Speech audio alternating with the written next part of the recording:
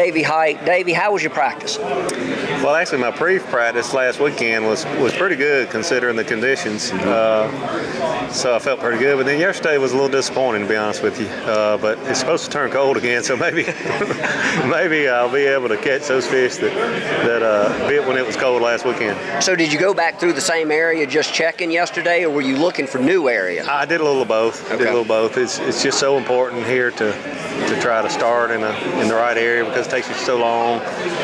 Even if you're not locking, it takes you a long time to get back into places because of all the stumps and logs and debris and that sort of thing. So it's real important here, probably more than anywhere else I've ever fished a classic, is to make that right decision first thing tomorrow morning.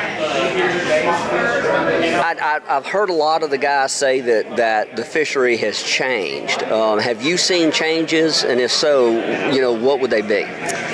I haven't seen it change that much. Rivers change with every flood, every high water situation, and that has changed some. There's some areas that have silted in more than others and that sort of thing. So yeah, in that sense they've changed some, but I still think it basically fishes the same. It's a river system. It's February. It's supposed to be muddy water. It's supposed to be a roller coaster of weather, highs and lows. So I think there's one area in particular. I think maybe that a flood, it's 5 feet shallower than it was. Oh, really? A lot of silt has moved into one area that I fished in the past that, it's really messed it up. Well, based on your 3 days over the weekend and yesterday's practice, how are you going to approach tomorrow? Are you going in almost in a scouting mindset, or do you really have in your mindset what you're going to do? Well, you've got to have an open mind for sure, but like I mentioned earlier, this classic is so different because it takes you so long to get to your fishing areas if you're fishing in the backwaters, and I think pretty much everyone is. Even if you're not locking, it takes you a long time, but if you are locking, it takes you even longer to get to your. So it just eliminates your opportunity to make moves and make adjustments and get in that scouting mode because you're just so limited with time. And that's one thing that frustrated me yesterday. I did lock just one time yesterday, but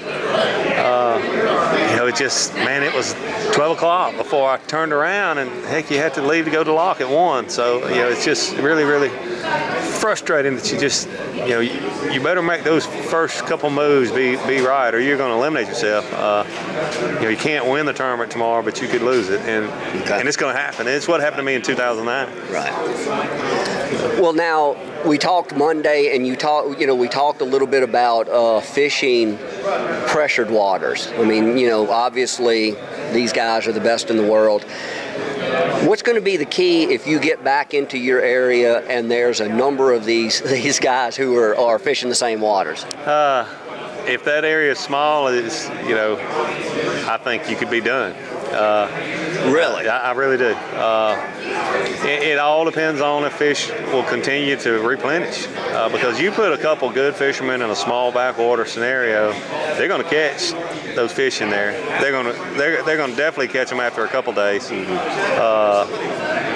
So the key, and I don't know how you can control that, is to be in an area that's going to replenish if you've got multiple fishermen in there, because you put 3 to 5 good fishermen in a small backwater, they're just going to beat the hang out of it, and there's just got to be new fish moving in. And there's not a lot of places like that, and even some places that are like that doesn't necessarily mean those fish are ready to make that move. Especially when we don't have a full moon coming, we don't have, and in the colder temperatures, those fish are less likely to move in than if the water was continuing to warm. So it's the key in 09 when Skeet won here. He wasn't leading the first day, right? But he was close enough, and his area. Fish were coming too, and that's how he won. And that's the kind of place you got to try to be on. It's a place that for some reason, even though the water temperatures are going to be dropping, those fish are moving too. Okay. In terms of bait choice, is it important if there's more anglers in an area? Is it important to pick just the right bait? Sure.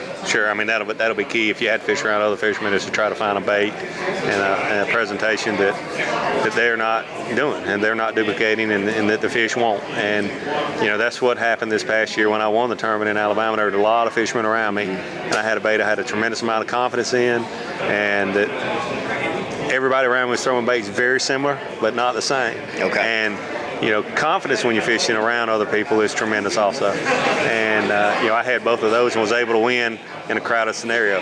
But there were more fish coming to that place each and every day too. So, like I was mentioning earlier, you're going to have a place that can replenish, and then you're going to have to figure out a technique or a certain bait that is going to be a little better than everyone else around you.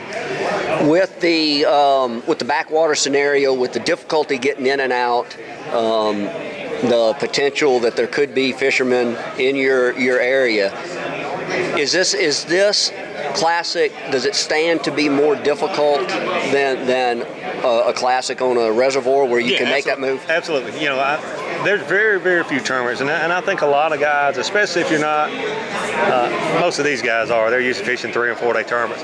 But we all grew up fishing single-day events, and the key to fishing a 3 or 4 day event is it's not over after the first day. But unfortunately, this body of water, this classic, it can be over after the first day, and it can be over after the first day from things out of your control. We all take care of our equipment. We got great service crews and stuff, and I mean, you hit something just right, or just wrong, I should say, going into your area tomorrow morning and miss half of your day fishing, you're done, and the classic's over. Most places, most reservoirs, that's not the case. You can make serious comebacks, but I think you've got to be in the hunt after tomorrow, and there'll be a lot of people that get eliminated tomorrow. I hope I'm not one of them, but I could be. It happened to me in 09. But all you can do is put you a game plan together and go out and try to execute it. And then things that are not in your control, you just have to realize they're not in my control, and maybe it's not meant to be. This past year when I won that tournament at Alabama, I never lost a fish in 4 days. Wow. Catching a lot of smallmouth and very swift currents. And I finished second on my home lake about 2 months later. And I lost the fish because I had 2 on at the same time. I lost a 5-pounder, and then you think it's great. You've got the bait going on and you got the right place, but had they both not been on at the same time, I think I would have caught either one of them and would have won the tournament. And then, there was 2 or 3 opportunities that just didn't happen, and I don't know how do you keep another one from getting on your bait? It's just bad luck. That 5-pounder bites by itself, I win the tournament. So, it's really hard to drive in that Coliseum tomorrow and maybe not have had a good day. But you also have to understand that you can only do what you can control and what you can do. Give 110% at trying to do that and live with the results.